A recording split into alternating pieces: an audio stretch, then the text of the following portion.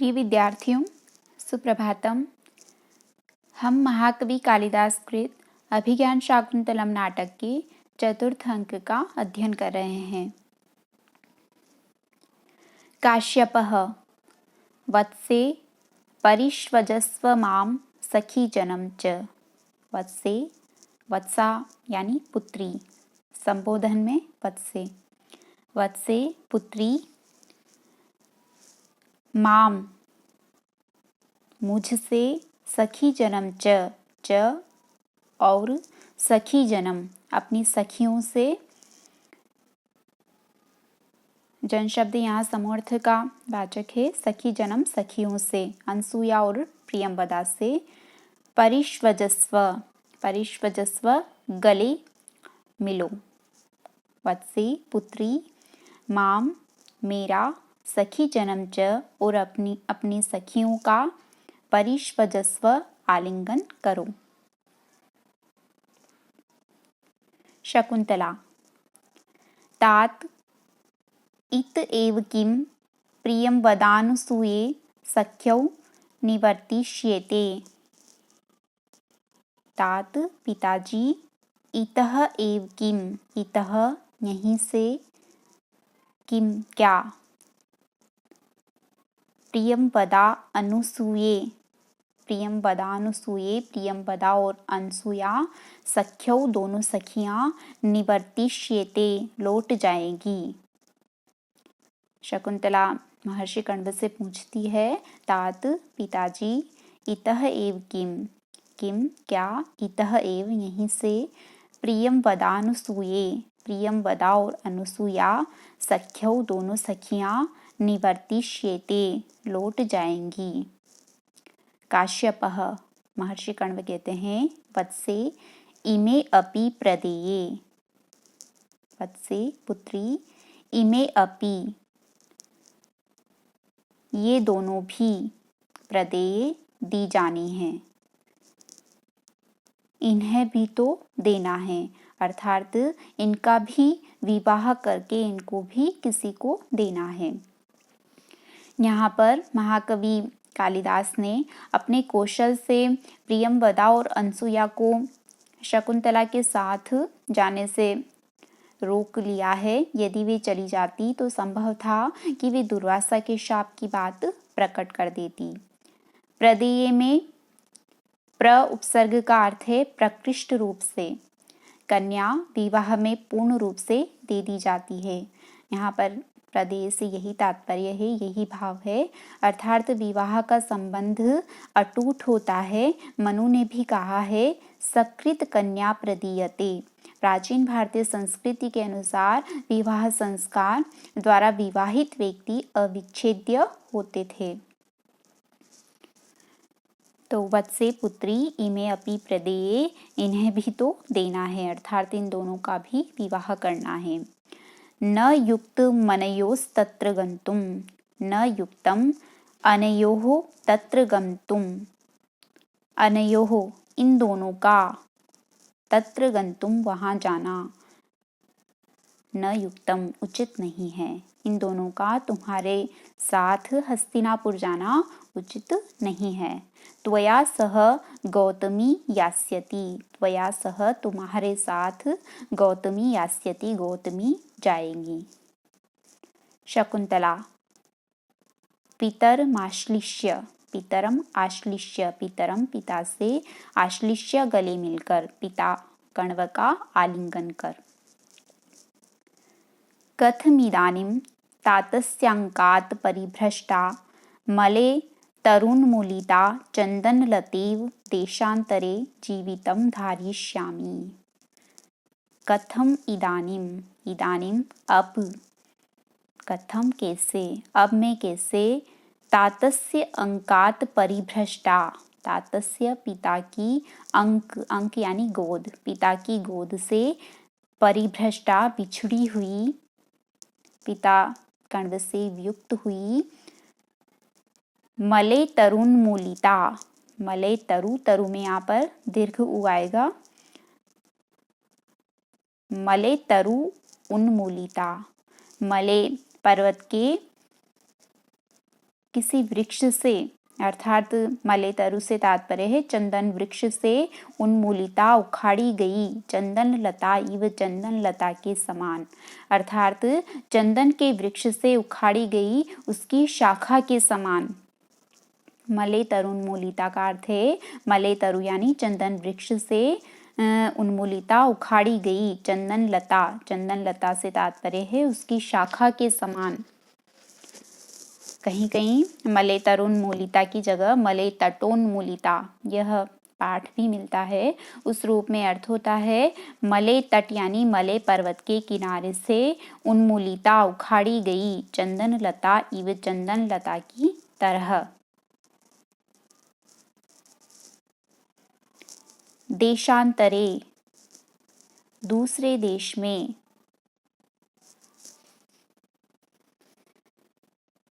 जीवितम कथम धारिष्यामि, जीवितम जीवन, कथम कैसे, धारिष्यामि धारण करूंगी।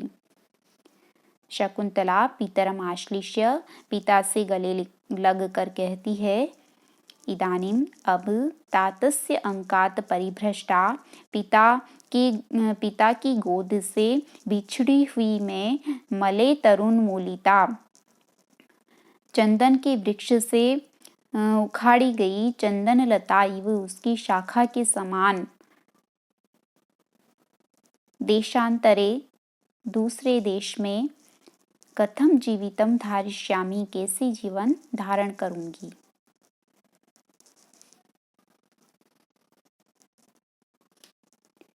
तब काश्यप महर्षि कण्व कहते हैं काश्यपः वत्से किमेवं कातरा असि, किम एवं कातरा असि, किम क्यों, एवं इस प्रकार, कातरा कातर यानी व्याकुल दुखी, असि मतलब हो रही हो।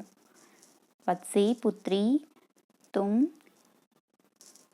एवं इस प्रकार किम कातरा असि क्यों दुखी हो रही हो, क्यों व्याकुल हो रही हो।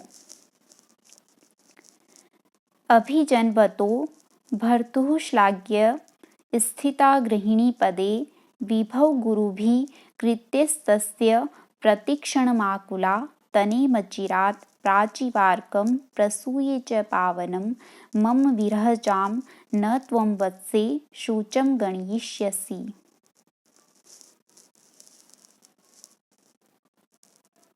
कृत्यस्तस्य, कृत्यः प्लस तस्य, स का विसर्ग हो जाएगा, विसर्जनीय से स सूत्र से विसर्ग के स्थान पर स हो रहा है।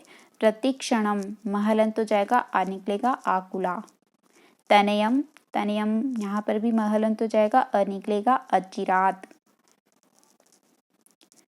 प्राचीवार्कम, प्राची प्लस इव प्लस अर्कम,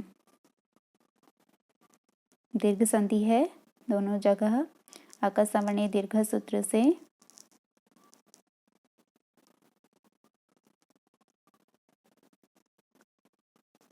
अन्वय वत्से त्वम अभिजन्वतः भर्तुः श्लाघ्ये गृहिणी पदे स्थिता, तस्य विभव गुरुभिः कृत्यै प्रतीक्षणम् आकुला, अचिरात् प्राची इव अर्कं, पावनं तनयं प्रसूय च मम विरहजां शुचं न गणयिष्यसि। वत्से पुत्री त्वं तुम, अभिजन्वतः, अभिजन शब्द से प्रशंसा अर्थ में मतु प्रत्यय होकर अभिजनवान रूप बनता है। प्रशस्तः अभिजन, अभिजनवान। अभिजन का अर्थ होता है कुटुंब, कुल, वंश, उत्तम कुल या उच्च वंश। और अभिजनवतः उच्च कुल का, उत्तम वंश में उत्पन्न या कुलीन। भर्तुः, भर्ता यानी पति, भर्तुः पति के।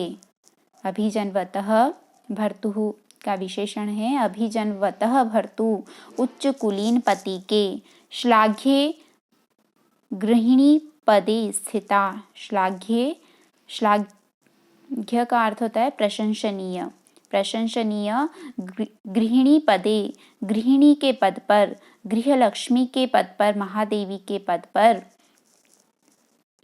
स्थिता, स्थित होकर, प्रतिष्ठित होकर, अधिष्ठित होकर, तस्य विभव गुरुभिः कृत्यैः, तस्य उसके, उस दुष्यंत के, अपने पति दुष्यंत के विभव गुरुभिः, विभव यानी ऐश्वर्य, समृद्धि के कारण, ऐश्वर्य के कारण, गुरु, गुरु यानी महान, कृत्य कार्यों में, उस दुष्यंत के ऐश्वर्य के कारण महान कार्यों से, गुरु भी कृत्य महत्वपूर्ण कार्यों से या महत्वशाली कार्यों से, प्रतिक्षणम आकुला, प्रतिक्षणम प्रतिक्षण, आकुला व्यस्त रहती हुई, तस्य विभव गुरु भी कृत्य उस दुष्यंत के ऐश्वर्य के कारण महान कार्यों में, प्रतिक्षणम आकुला, प्रतिक्षण व्यस्त रहती हुई, संलग्न रहती हुई, अचिरात, अचिरात शीघ्र, प्राची इव अर्कम, प्राची पूर्व दिशा को कहा जाता है और अर्क का अर्थ होता है सूर्य, तो प्राची इव अर्कम, जिस प्रकार, यहाँ पर इव उपमावाचक है, जिस प्रकार प्राची पूर्व दिशा, अर्कम पावनम अर्कम पवित्र सूर्य को, जिस प्रकार पूर्व दिशा पवित्र सूर्य को, उसी प्रकार तुम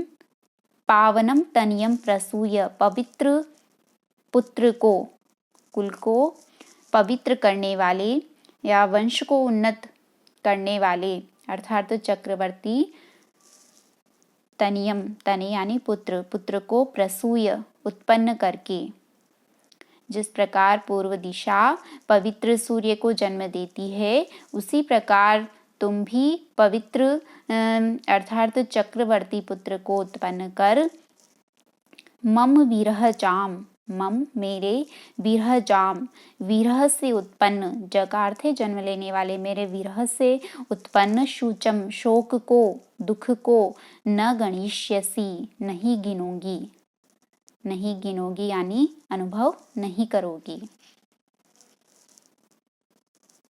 एक बार फिर से अर्थ करते हैं। वत्से पुत्री त्वम तुम अभिजन्वतः भर्तु उच्च कुलीन पति के श्लाघ्ये गृहिणी पदे स्थिता, श्लाघ्ये प्रशंसनीय गृहिणी पदे स्थिता, गृहलक्ष्मी के पद पर, महारानी के पद पर स्थिता प्रतिष्ठित होकर, गृहिणी गृहमुच्यते या गृहिणी गृहमित्याहु इत्यादि उक्तियों के अनुसार राजा दुष्यंत का संपूर्ण गार्हस्थ्य या अर्थात घर तुम्हारे अधीन होगा। यहाँ पर महर्षि कण्व का कहने का यह तात्पर्य है। तो गृहिणी पदे स्थिता, गृहलक्ष्मी के या महारानी के पद पर अधिष्ठित होकर, तस्य विभव गुरुभिः कृत्यैः, तस्य उस दुष्यंत के विभव गुरुभिः ऐश्वर्य के कारण महान या महत्वपूर्ण महत्वशाली कृत्य कार्यों से प्रतिक्षणम आकुला, प्रतिक्षण व्यस्त रहती हुई, अचिरात शीघ्र, प्राची अर्कम इव, जिस प्रकार प्राची पूर्व दिशा अर्कम इव, अर्क यानी सूर्य को उत्पन्न करती है, जन्म देती है, उसी प्रकार तुम पावनम तनियम प्रसूय, पावनम पवित्र तनियम पुत्र को प्रसूय, प्रसूय यानी जन्म देकर, तने मचिरात प्राची पार्कम प्रसूय च पावनम। इस श्लोकांश में पुत्र की उपमा सूर्य से देने के कारण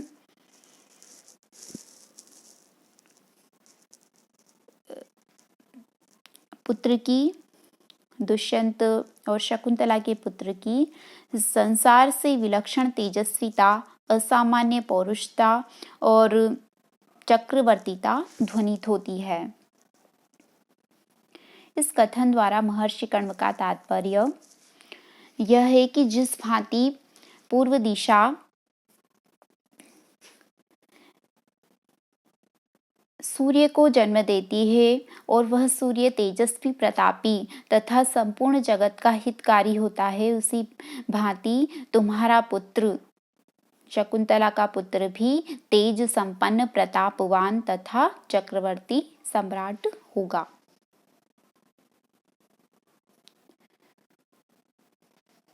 तब कुल को पवित्र करने वाले ऐसे पुत्र को उत्पन्न करके तुम मम विरह जाम, मेरे वियोग से उत्पन्न शुचम, शोक को न गणिष्यसि, नहीं गिनोगी, मेरे विरह दुख का, मेरे वियोग जनित दुख का अनुभव नहीं करोगी।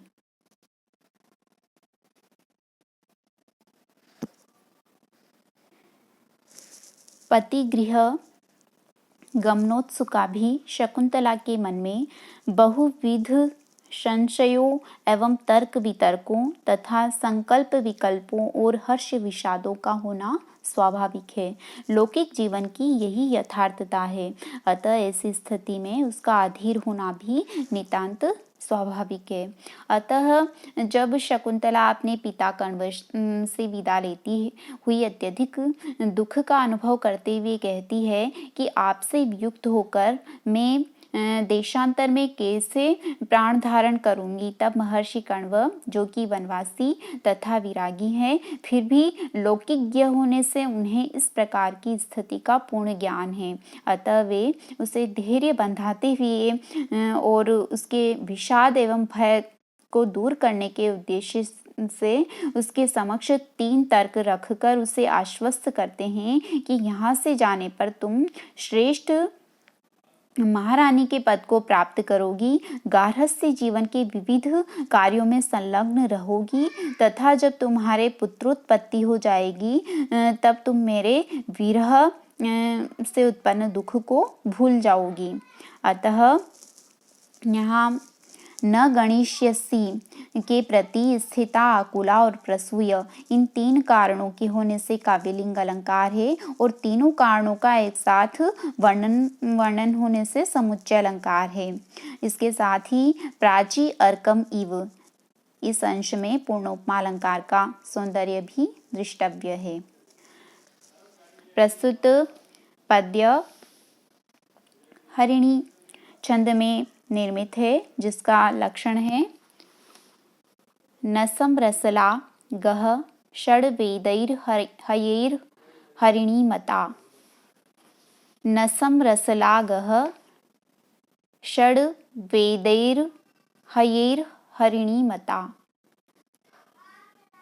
न से तात्पर्य नगण, स से सगण, म से मगण, र से रगण, स से सगण, ला से लघु और गह से गुरु।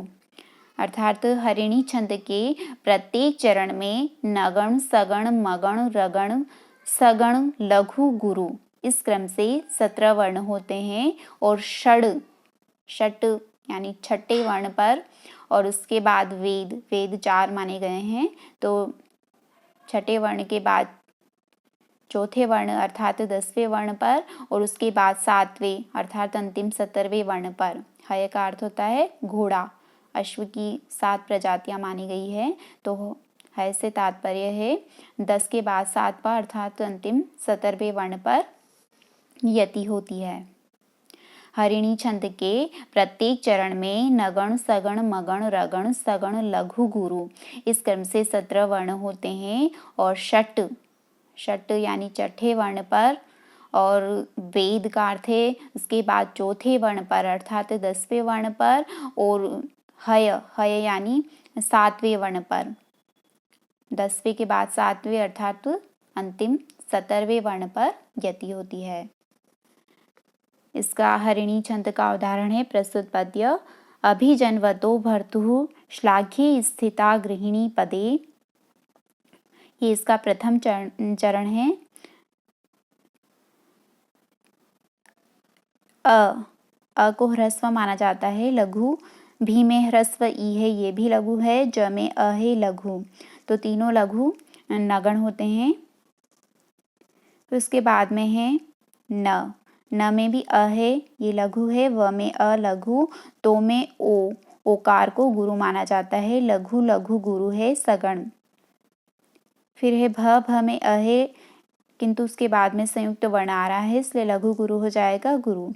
तुहु, तुहु में उ है, ह्रस्व उ है, लेकिन उसके बाद विसर्ग है, इसलिए विसर्ग से युक्त होने पर लघु गुरु हो जाता है, इसलिए गुरु हो जाएगा। ला में आ है, आ को गुरु माना जाता है। तीनों गुरु है, तीनों गुरु मगण, मातारा मगण। फिर ये में एकार है, एकार को गुरु माना जाता है। थी में ह्रस्व ई लघु, ता में आ गुरु, गुरु लघु गुरु रगण है। राज भा रगण। ग्री में ह्रस्व दिकार है, लघु है। ही में ह्रस्व ई लघु, णी में दीर्घ ई गुरु, लघु लघु गुरु सगण, सलगम या सलगा। फिर प में अ है लघु और दे में ए है गुरु। इस तरह से इसके अन्य भी 3 चरणों में, द्वितीय, तृतीय और चतुर्थ, इन शेष चरणों में भी नगण, सगण, मगण, रगण, सगण, लघु, गुरु, इस क्रम से 17 वर्ण हैं। और इन चारों ही चरणों में छठे वर्ण पर, उसके बाद चौथे वर्ण पर और उसके बाद 7वें वर्ण पर यति हो रही है। इसलिए यह हरिणी छंद के उदाहरण के रूप में स्मरणीय है।